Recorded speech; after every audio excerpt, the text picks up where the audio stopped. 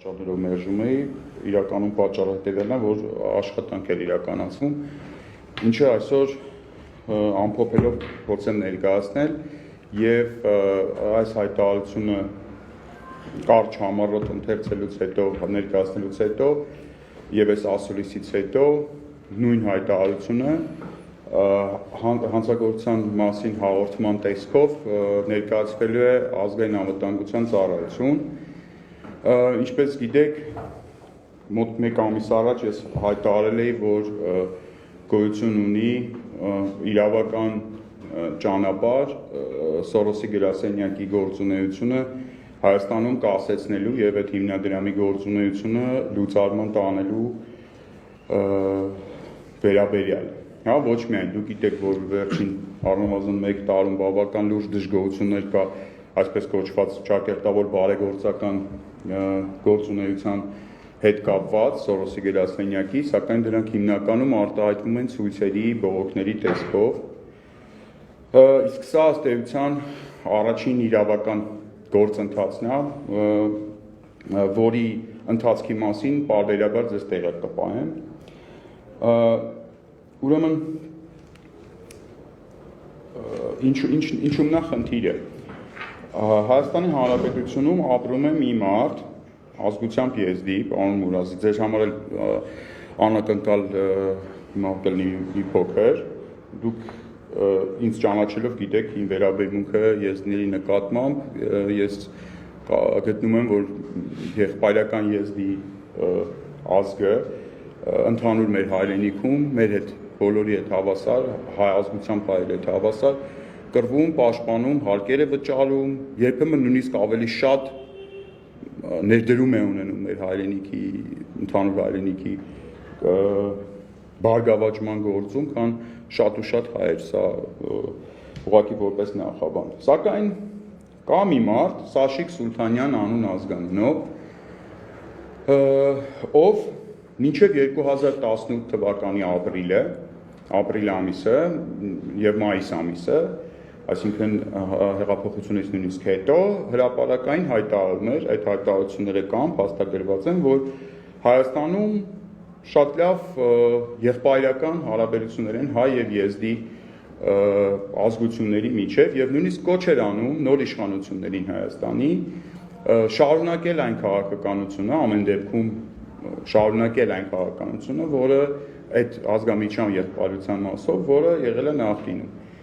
Սակայն դա 2018 թվականի մայիս ամսվա մասին է խոսքը։ 2019 թվականին սեպտեմբերին Սաշիկ Սուլթանյանի կյանքում հայտնվում է Սորոսի գրասենյակը։ Նա ստանում է իր առաջին գրանտը 10,000 ամերիկյան դոլար Սորոսի գրասենյակից եւ միանգամից փոխում է իր կարծիքը հայ եւ եզդի ժողովուրդների համակեցության մասին։ Կապը իհարկե ավելի մանրամասն ԱԱՑ-ն կպարզի եւ կարծում եմ այդ առումով մենք կունենանք ԱԱՑ-ի նաեւ բանը դիրքորոշումը, այսպես ասեմ, հետաքննության, սակայն 2020 թվականին, այսինքն գրանտ ստանալուց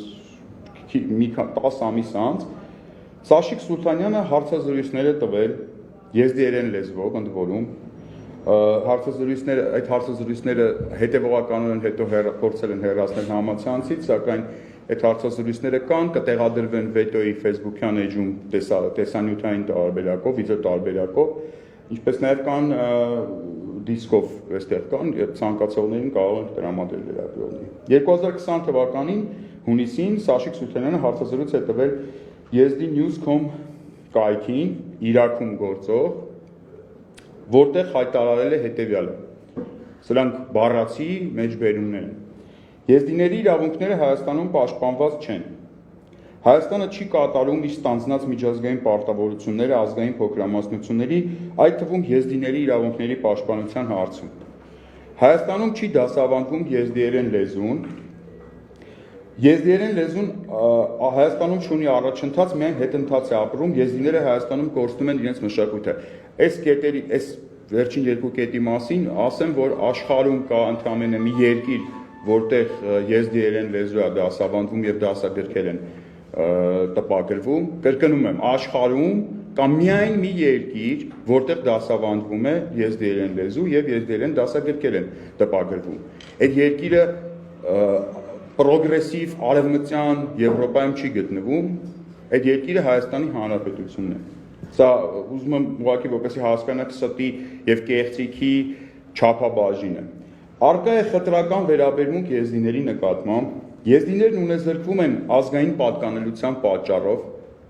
ասենք եզդիները ունեզրկվում են ազգային պատկանելիության պատճառով, հայտարարում է Սաշիկ Սուլթանյանը։ Եզդիները վստահ չեն Հայաստանում իրենց վաղվա օրվա համար։ Հայ օլիգարխները,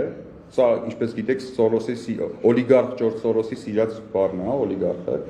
օգտվելով պետության հովանավորչությունից, եզդիներին զրկում են իրենց հողամասերից, առկա է առնվազն 30-40 դեպք, ընդ որում լրագրողը ճշտող հարց է տալիս, ասում է կոնե մեկ տենց դեպք կարող եք ասել կոնկրետ, պարոն Սուլթանյանը այդպես էլ չի կարողանում որևէ նման դեպք ասել, ուղղակի ասում է շատ են նման դեպքերը։ Եվ հիմա շատ կարևոր կետ եմ ուզում ասել, շատ կարևոր կետ։ 1988 թվականների ընթացքում Հայաստանում եղել է շովինիստական շարժում, որի պահանջն է եղել, որ Հայաստանում բնակվեն միայն հայերը, եզդիներին գնդակահարել են եւ վռնդել իրենց տներից։ Խոսքը գնում է Ղարաբաղյան շարժման մասին։ Այսինքն ըստ պարոն Սաշիկ Սուլթանյանի Սորոսի հետ հանդիպելուց հետո եւ Սորոսից գումար վերցնելուց հետո 1988 թվականի Ղարաբաղյան շարժումը շովինիստական շարժում էր, որի պահանջն էր, որ Հայաստանում բնակվեն միայն հայերը եւ պարոն Մուրազի եզդիներին գնդակահարել են մենք հայերով եւ վռնդել ենք իրենց տներից 1988 թվականի շարժումը ըստ էության Արցախյան շարժումը չէր, սա շովինիստական շարժում էր ըստ կրկնում եմ Սորոսական Սաշիկ Սուլթանյանի։ Եզդիներն իրենց ապագան Հայաստանում չեն տեսնում։ Սրանք բառացի մեջբերումներ են այդ հարցազրույցից։ Եզդիների մեջ առկա է վախ Հայաստանում իրենց ապագայի վերաբերյալ։ Եզդիները գնում են Ռուսաստան, որտեղ տնտեսապես ավելի վատ են ապրում, քան Հայաստանում, սակայն հետ չեն վերադառնում։ Հայերի եւ եզդիների համատեղ բնակության գյուղերում փաստացի արգելված է, որ գյուղապետը եզդի լինի։ Եզդիներին Ֆերիկ գյուղում արգելված է խոսել իրենց խնդիրների մասին։ Սա խոսքը գնում է այսպես ասած նոր Հայաստանի մասին, այսինքն այն որ ասում են ինչի Սերժի ժամանակ չեք խոսում, դրա մասին չի խոսքը գնում։ Այսինքն հիմա այս պահին պարոն Մուրազի եզդիներին արգելված է խոսել իրենց խնդիրների մասին։ Եզդի երիտասարդներին ամուսնալուց հետո հանում են Հայաստանից, ծնողները կապ ունեն, որպեսզի նրանք չտեսնեն իրենց ավագ սերնդի ապրած տառապանքներն ու տանջանքները։ Եզդիները Հայաստանը երբեք չեն համարում իրենց երկիրը։ Եզդիներին փաստացի արգելված է աշխատել Հայաստանի պետական համակարգում, պարոն Մուրազի։ Եզդիաբնակ Թլիկ գյուղում չկա խմելու ջուր այն պատճառով, որ բնակիչները եզդի են։ Հայաստանում դիտավորյալ կերպով չի բարելավում եզդիների տնտեսական կյանքը, որպեսզի նրանք ստիպված արտագաղթեն։ Տնտեսական իմաստով եզդիների եւ հայերի գյուղերը հավասար չեն։ Հայկական գյուղերում վիճակը շատ ավելի լավ է։ Հայերը, այսինքն մենք, եզդիներին ասում են, որ նրանք իրավունք չունեն հող ունենալ Հայաստանում։ Եզդիներին թույլ չեն տալիս մուտք գործել իրենց սեփական հողամասերը։ Հայաստանում 50 տարի հետո եզդիներ չեն մնալու, բոլորը հեռանում են։ Հայաստանում չկա եզդիական մշակութային կենտրոն, առկա է մեկ տաճար, որը չի գործում։ Իրաքի եզդիները տեղյակ չեն, թե Հայաստանում եզդիներն ինչ տանջանքներ են տեսնում եւ այլն։ Հիմա այս երկար այս ամեն ինչը որպեսզի շատ չթվարկեմ, ես կրկնում եմ, սա հանձնելու եմ ի թիվս այլ փաստերի, նաև Սաշիկ Սուլթանյանի վերցրած գրանտի փաստերն են։ Սաշիկ Սուլթանյանի նախկին կարծիքն է նույն հարցի կապակցությամբ մինչև Սորոսից գրանտ ստանալը, որտեղ նա փառաբանում է հայ եւ եզդի բարեկամությունը Հայաստանում եւ կրկնում եմ կոչ է անում նոր իշխանություններին անպայման շարունակել այդ առումով նախկին քաղաքականությունը։ Փորձեմ բացատրել երկու բառով առանց շարաշահելու ձեր համբերությունը մինչև հարցերը, փորձեմ բացատրել թե ինչն է նպատակը, քանի որ հարցը առաջանում ինչ օգուտ կարող էր ունենալ Սորոսի գրասենյակը, նման կեղծ սուտ, վստահ եմ, որ բոլորդ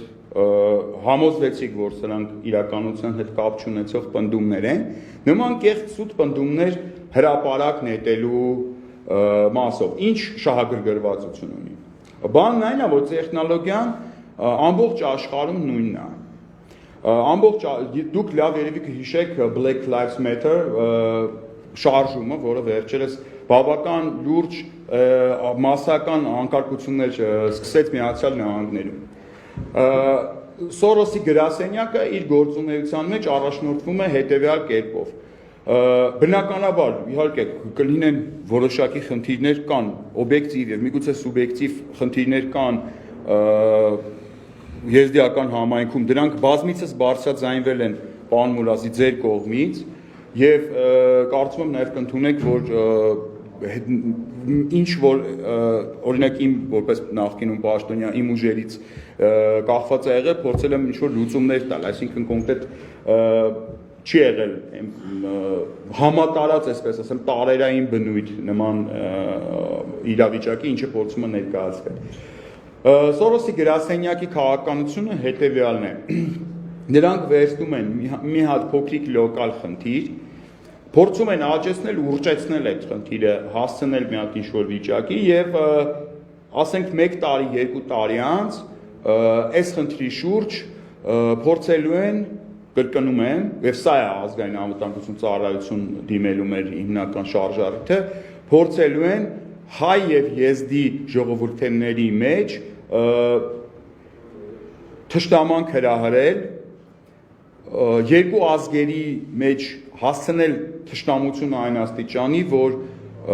դա դառնա ատելություն, դա արտացոլվի արդեն փողոցներում, այդ ատելությունը լինեն փոխադարձ հաշվեհարդարներ, ու այդ ժամանակ արդեն շատ ուշ կլինի ճշտելու, թե ինչից սկսվեց այս ամեն ինչը։ Այսպես ասած, մի կաթիլ մեղր այդ տրամաբանությամբ, բայց գրանտավորված մի կաթիլ մեղր, հա, ոչինչից մեծ աղմուկ։ Իսկ այն, որ Ջորջ Սորոսի գործունեությունը ամբողջ աշխարհում վերածվում է ինչ-որ փուլում արյունահեղության, փողոցային բախումների, քաղաքացիական եւ ոչ միայն քաղաքացիական պատերազմների, եղբայրասպանության եւ այլն, դա կարծում արդեն ապացուցելու կարիք չկա։ Այն, որ Ջորջ Սորոսը ֆինանսավորում է մարդասպանների, գրանտեր է տրամադրում մարդասպանության քարոզի, փառաբանման, հանցագործներին լավ լույսի տակ ներկայացնելու, նորմալ քաղաքացիներին փնովելու եւ նորմալ քաղաքացիների կյանքում ինչ-որ խնդիրներ առաջացնելու համար, այն որ Սորոսի գրասենյակի շահառուները նույնիսկ անձամբ բռնությանը մասնակցելուց եւ բռնությունը կազմակերպելուց չեն խուսափում, սա կարծում եմ այլևս ապացուցման կարիք համենայն դեպս Հայաստանի Հանրապետությունում չունի։ Մեր պահանջն է լինելու ազգային անվտանգության ծառայությունից ճշտել Սաշիկ Սուլտանյանի Սորոսի գրասենյակի կողմից ստացած գրանտի իրական նպատակները։ Այդ հիմքի վրա մենք գնալու ենք հիմնադրամների մասին օրենքի, եթե չեմ սխալվում, 34-րդ հոդվածն է, հիմնադրամների լուծարման բաժինն է, 4-րդ կետը, եթե հիմնադրամի գործունեությունը վնասում է հանրային առողջությանը, ազգամիջյան թշնամանք է հրահրում եւ այլ նման բացասական ներգործություն է անենում հանրության վրա, այդ հիմնադրամը ենթակա է լուծարման օրենքի ուժով։ Այսինքն մենք գնալու ենք դեպի իրավական լուծարման։ Վերջում ուղղակի որպես վերջաբան, սա էլ ասեմ ու անցնենք արդեն հարցերին։ Երևի կմտածեք, որ ես շատ միամիտ եմ, որ ենթադրում եմ, որ իշխանությունները, որոնց խոշոր փայտերից մեկը Սորոսի հիմնադրամն է, այս իշխանության ներսում, կգնան իրենց մեջ տղամարդկություն, իրենց մեջ ուժ, իրենց մեջ ինքնիշխանության զգացում կգտնեն եւ կգնան օրենքի ուժով Սորոսի գրասենյակի լուծարման։ Կապրենք կտեսնենք։ Համենայն դեպս օրինական գործընթացը այս առումով, այս պահից սկսած, ես համարում եմ սկսված։ Շնորհակալություն։ Այս թեմայի մասով ես իհարկե իմ համար նորություններ Նարեկ Մալյանի ներկայացրած փաստերը Անձը ծանոթ է, ես հիշում եմ, որ սրանից ամիսներ առաջ կային հայ ընկերներ, ովքեր այս գրանտի հետ կապված նաև ինձ էին նշել վրան, որ եզդի համայնքում այսպիսի մարդ կա, ես այսպես հրապարակային հայտարարել եմ, որ ինքը դժվար թե պետության դեմ որևէ գործողություն գնա, որտեղ միջև այդ իրեն ճանաչել եմ այդպես, մեկնաբանություններ չեմ անի, քանի որ ինչպես պարոն Մալյանն նշեց, այդ տեսանյութին ծանոթ չեմ, բայց վստահում եմ իհարկե այս հայտարարությունը, բայց ցանկանամ ինքս Իրաքի Եզդի News կայքի սա հարցազրույցի ձեր օրինակն է։ Ցանկանամ ինքս ծանոթանալ եւ ուղղակի այսպես եթե փաստերի մասով խոսենք, ես միայն այդ մի ակնառու փաստի մասին կխոսեմ, իրապես հաստատում եմ, որ եզդիերեն լեզուն աշխարհում միայն Հայաստանում է ճանաչվում որպես եզդիերեն լեզու պաշտոնապես եւ պետական ֆինանսավորումը միայն Հայաստանում է դասագրքեր տպագրվում, բայց ինչպես նախապես հայտարարվել էր, ես այսօր այլ թեմայից էի խոսելու եզդի համայնքի հետ կապված այլ խնդրի մասին, խոսքը Արման Բաբաջանյանի արած հայտարարության մասին է, որի ընթացքում նա վիրավորել էր հայերին եւ եզդիներին, նշելով, որ անհասկանալի էր իհարկե այդ գրառման նպատակը, թե ինչու պետք է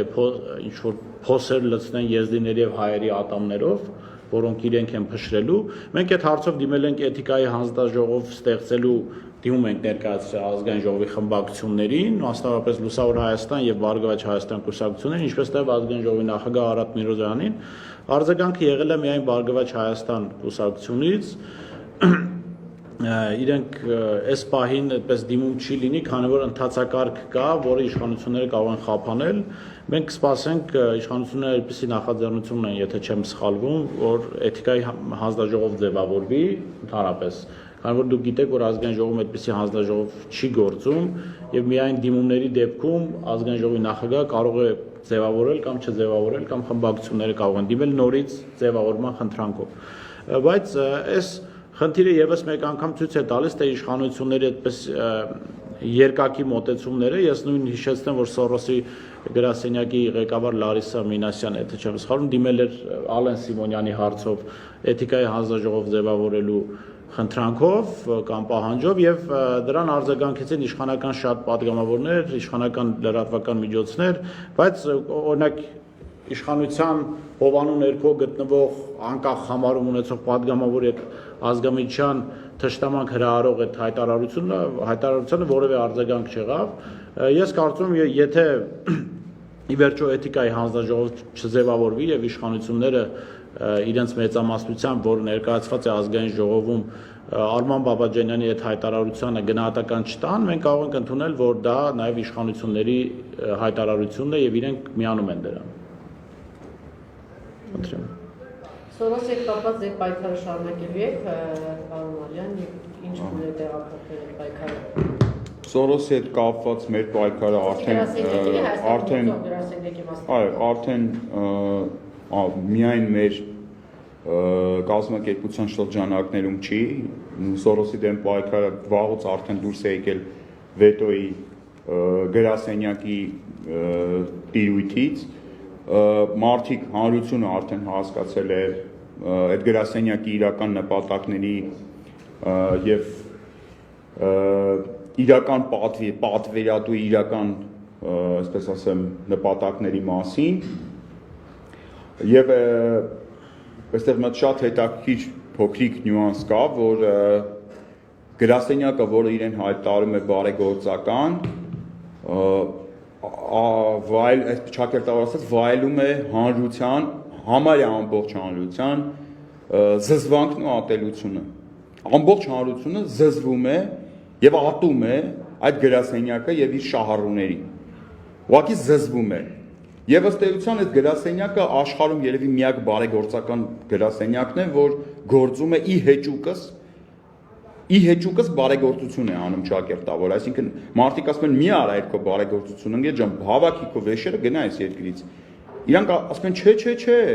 մենք պետքա մնանք, մենք զորով պետքա բարեգործություններ անենք այս երկրում։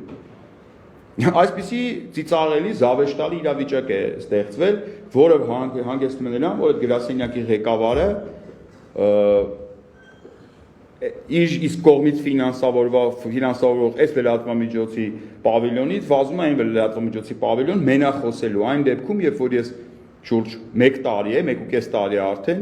ես հրավիրել եմ այդ մարդուն ցիվիլ հրապարակային բանավեճի ուղիղ եթերում։ Եթե ասելիք կա,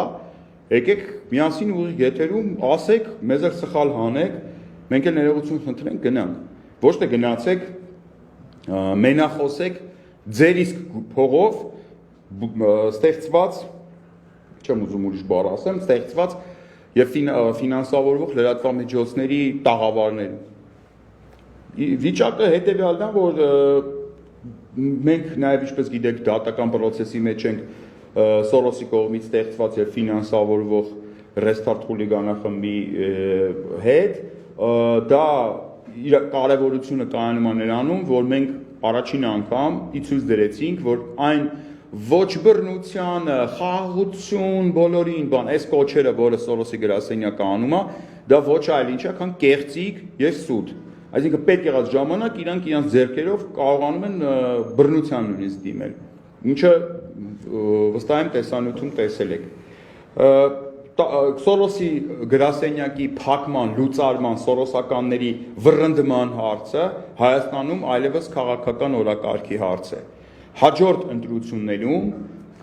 սա նորություն եմ ասում քաղաքական ուժերի համար, ովքեր որ պատրաստվում են ընտրություններին մասնակցել։ Հաջորդ ընտրությունների ժամանակ, ամբողջ ընտրարշավի ժամանակ, քարոզարշավի ժամանակ քաղաքական ուժերը ստիպված են լինելու արդարանալ կամ հավաստիացնել իրենց ընտրողներին, որ իրենք կապ չունեն Սորոսի հետ։ Սորոսական լինելը, Սորոսի հետ որևէ կապ ունենալը, Սորոսին պաշտպանելը քաղաքական ուժերի համար լինելու է ընտրողների ձայները կորցնելու հիմք։ Սա արդեն քաղաքական օրակարգի հարց է։ Իսկ հարցը, որը մտնում է քաղաքական օրակարգ, համարյա կարելի է համարել լուծման մոտեցած հարց։ Սաշիկ Սուլթանյանը դեռ հուլիս ամսին մի գրառում արել ձեր մասին եւ ասել է, որ դուք համագործակցում եք մի քանի հետադիմական հայացքներ ունեցող եզդիների հետ, ովքեր բազմաթիվ կոռուպցիոն սկանդալների կենտրոնում են եւ ներկայումս մեր կողմից պատրաստվող հետաքննական նյութերի հերոսներ են հանդիսանում։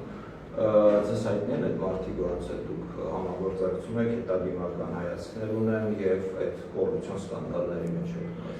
Ցավոք սրտի ես համագործակցության ընկերներ շատ ունեմ եզդի, ընդ որում ոչ միայն Հայաստանում ապրող,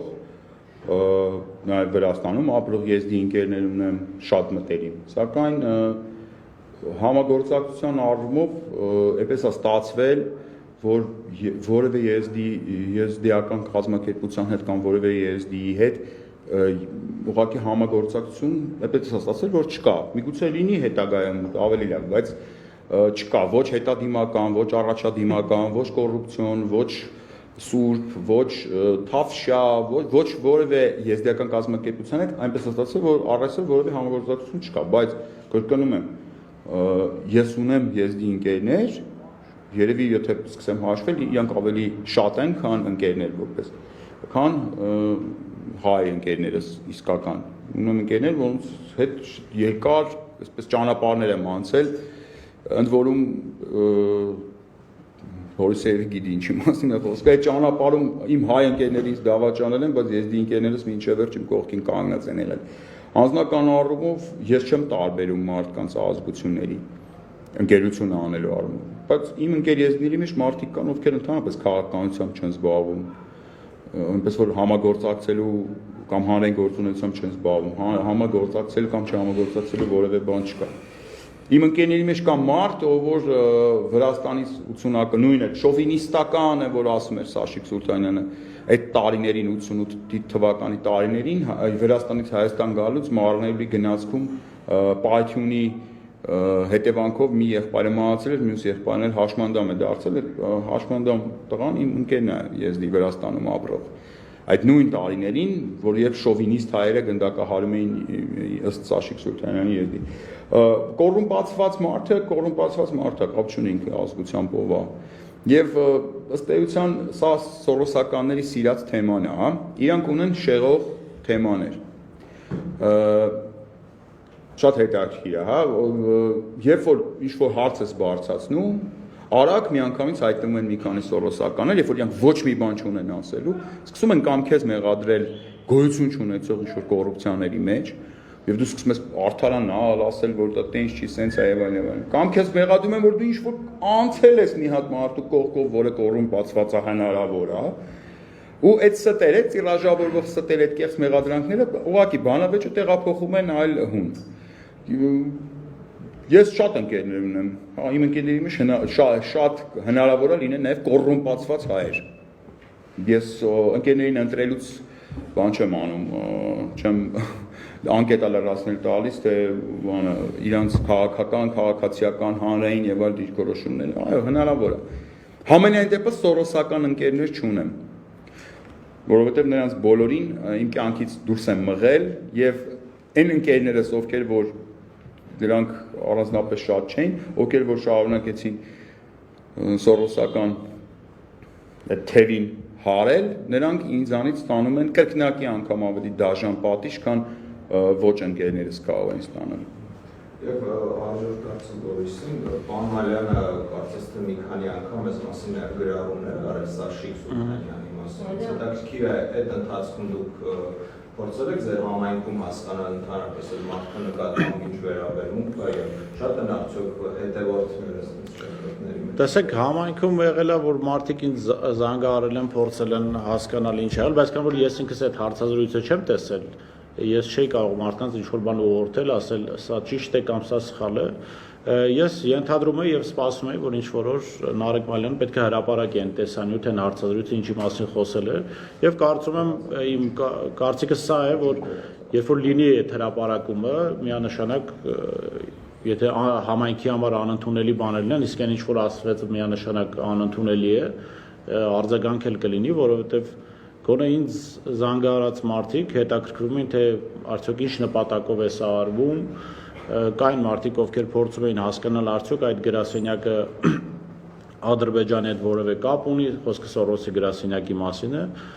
ես իրենց ուղղորդել եմ, որպեսզի սպասեն, որ երբ որ լինի հարցազրույցը, տեղեկատվություն իրենք ստանան, բնականաբար ակտիվ մարդիկ, որոնք համայնքի խնդիրներով են զբաղվում, անհանգստացած են, որովհետև ցանկացած դեպքում եթե հաստատվում է այդ հարցազրույցով այս տեղեկությունները, ապա դուք պատկերացրեք 3 միլիոնանոց երկրում կարող են լինել ոչ adekvat մարդիկ, որոնք սա անցալեն որպես թշնամանք հայերի նկատմամբ եւ կարող են իրենց ոչ adekvat դրսևորել, խնդիր կարող է լինել եզների համար, չնայած չեմ կարծում, որ մեծ խնդիր կարող է դառնալ, ի վերջո մենք ապրում ենք Հայաստանում, ես տարբեր անգամներ խոսել եմ Հայաստանում առկա խնդիրների մասին, եզդի համայնքի վերաբերյալ, բայց դրանք երբեք չեն եղել այնպես, որ ասենք, չգիտեմ, մեզ ոչնչացնելու նպատակ են ունեցել, օրինակ տարբեր անգամներ ես խոսել եմ հայոց եկեղեցու դասավանդման մասին, բայց ոչ թե այն նպատակով, որ օրինակ դա դպրոցից պետք է դուրս գա, այլ դա պետք է հնարավորություն տրվի, որ մեր երեխաները օրինակ կրոնական մասը դրա չանցնեն։ Կամ եղել են մասնավոր դեպքեր, ես օրինակ Նարեկ Մալյանը խոսեց իր պաշտոնավարման ժամկետից, ես հիշում եմ օրինակ Գառնիում եզդի անաստապահները խնդիր ունեին եւ այդ ժամանակ մենք դիմեցինք ոստիկանապետ Վլադիմիր Գասպարյանին 20 տարի շարունակ է տեղած խնդիրը, որը միջանձնային խնդիր էր, բայց կարող էր այդպիսի ազգամիջյան երանգավորում ստանալ։ Ես եթե չեմ սխալվում, մոտ կես ժամում այդ խնդիրը լուծվեց ու այդ մարդիկ, ովքեր խնդիրներ էին ստեղծում եզդի անաստապահների համար, իրենք իրենց պատասխանը ստացան, եւ այս իմաստով կարող եմ ասել, որ եւ նախկինում եւ հիմա պետությունը շատ ավելի արագ է արձագանքում եւ խնդիրը վերաբերում է ազգային փոքրամասնություններին, դուք օրինակ տեսաք, որ անգամ այս իշխանությունները մեր դիմումը, որ մենք դիմեցինք եզդի եւ նաեւ հայ ազգի հերոս Սուլբեկի անունով փողոց լինելու, արձագանքը եղավ եւ Երևանում փողոցներից մեկը անվանակոչվելու, այսինքն անկախ նրանից ով է քաղաքական իշխանությունը, դա ինձ որպես հասարակական գործիչ ընդունելի է, ընդունելի չէ, ընդհանուր առմամբ վերաբերմունքը ազգային փոքրամասնությունների եւ մասնավորապես եզների նկատմամբ դրական է եղել, ոչ միայն դրական, այլ հավասար աչքով, մի քիչ ավելի դրական խտրականություն է եղել, եթե մենք խնդիրներ ենք բարձրացնել, շատ ավելի արագ են արձագանքել, մասնավոր դեպքերը ամեն դեպքում կարող են լինել եւ ամեն դեպքում մենք կարող ենք ցանկացած մասնավոր դեպք վերցնել եւ այդ մասնավոր դեպքը այնպես ներկայացնել, որը կարող է ազգամիջյան բնույթ ստանալ կամ այդպիսի տպավորություն թողնել, բայց ես կարծում եմ սրանք լուրջ մեկնաբանություններ չեն լինի, եթե խոսում ենք օրինակ հայերի եւ եզդիների հավասարության մասին, ես լինելով եզդի առաջին հերթին Հայաստանի Հանրապետության քաղաքացի, դուք երբ նկատած կլինեք իմ հասարակական քաղաքական ակտիվությունը, ես որևէ կաշկանդվածություն չեմ զգում, այսինքն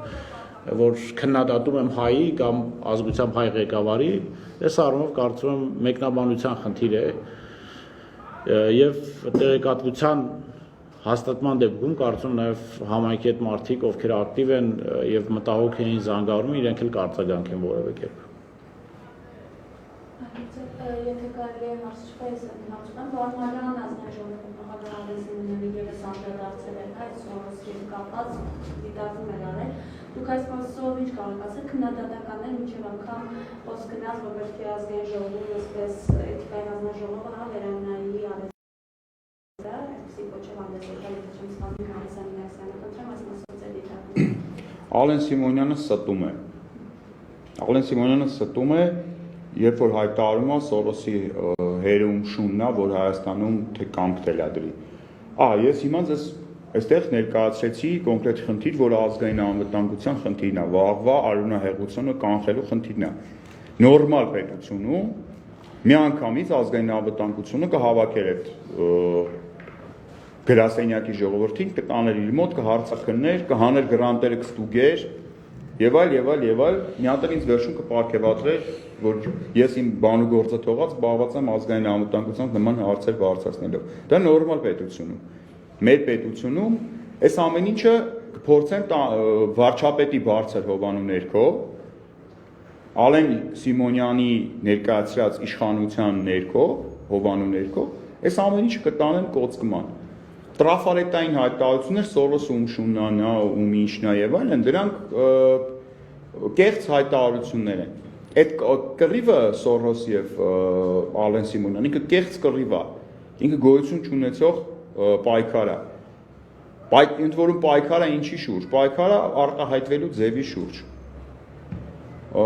Ես վստահ պնդում եմ եւ ասում եմ, որ այն ինչ որ ասել է Ալեն Սիմոնյանը, իրականությանը դրա բովանդակային հատվածը իրականությանը չի համապատասխանում։ Եթե պարոն Սիմոնյանը տեղյակ չի, ապա տեղեկացնեմ նրան, որ իրենց իշխանության գլխավոր փայատերը, ամենախոշոր փայատերը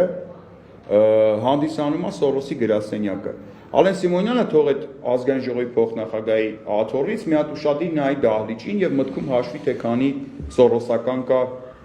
դահլիճում նստած։ Եվ ինչ օրակարգ են նրանք փորձում այդ նույն դահլիճում, որտեղ նախագահում է կամ փոխնախագահի պաշտոնում է Ալեն Սիմոնյանը, ինչ օրակարգ է պտտվում, ինչ օրակարգ է այդ դահլիճից պարտադրվում մեր պետությանը։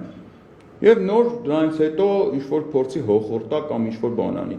Ես լրիվ այս առումով հասկանում եմ Լարիսա Մինասյանի վրդովմունքը,